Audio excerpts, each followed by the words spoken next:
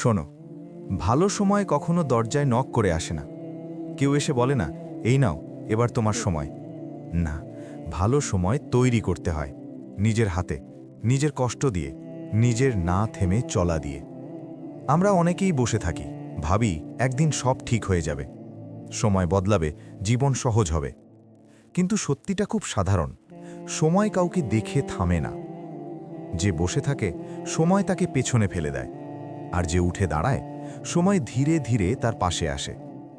জীবন কাউকে আলাদা করে সুযোগ দেয় না। জীবন শুধু দেখে কে লড়ছে আর কে হাল ছেড়ে দিচ্ছে। তুমি যদি কষ্টে থাকো, এর মানে এই না যে তুমি ব্যর্থ, এর মানে তুমি চেষ্টা করছো। অনেক সময় মনে হয় যা করি সবই ভুল হচ্ছে, কিছুই ঠিক পথে যাচ্ছে না। কিন্তু বিশ্বাস করো, সব ঠিক পথে না গেলেই মানুষ ঠিক হয়। যে মানুষ কখনো ভাঙেনি, সে মানুষ কখনো শক্তও হয়নি। তোমার কষ্টগুলো তোমাকে শেষ করতে আসেনি, তোমার কষ্টগুলো তোমাকে তৈরি করতে এসেছে। একটা কথা মেনে নাও, সবাই সব সময় পাশে থাকবে না। খারাপ সময় অনেক পরিচিত মানুষ হারিয়ে যাবে, কিছু মানুষ মুখ ফিরিয়ে নেবে। এতে অবাক হওয়ার কিছু নেই, এটাই জীবন। একাই চলতে শেখো। একা মানে দুর্বল না, একা মানে শক্ত। যে একা চলতে পারে সে ভেতর থেকে অনেক মজবুত হয়। সবকিছু একদিনে বদলায় না, জীবন ধীরে ধীরে বদলায়। আজ বড় কিছু করতে না পারলেও সমস্যা নেই, আজ ছোট কিছু করো। আজ 30 মিনিট নিজের জন্য দাও। আজ একটা কাজ শুরু করো। আজ একটা ভুল থেকে শেখো। এই ছোট ছোট কাজই একদিন তোমার বড় সময় বানাবে। কনসিস্টেন্সি, এই একটা জিনিস সব কিছু বদলে দিতে পারে। মানুষ কথা বলবে, মানুষ হাসবে, মানুষ বলবে এটা দিয়ে কিছু হবে না। কিন্তু মনে রেখো, ওরা তোমার জায়গায় দাঁড়িয়ে নেই, ওরা তোমার কষ্ট বোঝে না।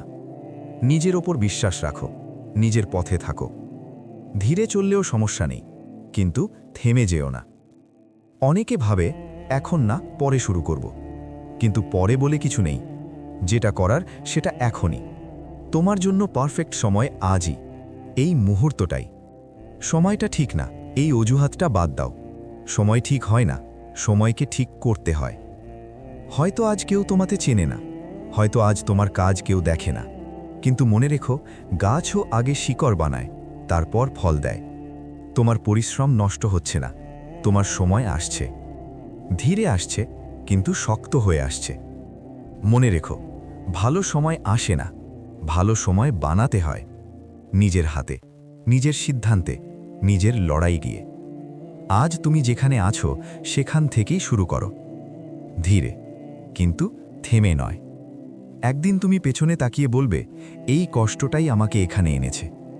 এই কথাগুলো যদি তোমার মনে একটু হলেও শক্তি দেয়, একটা লাইক দাও। যার লড়াই চলছে তার সাথে এই কথাগুলো শেয়ার করো, আর কমেন্টে লিখে যাও আজ তুমি কি শুরু করবে।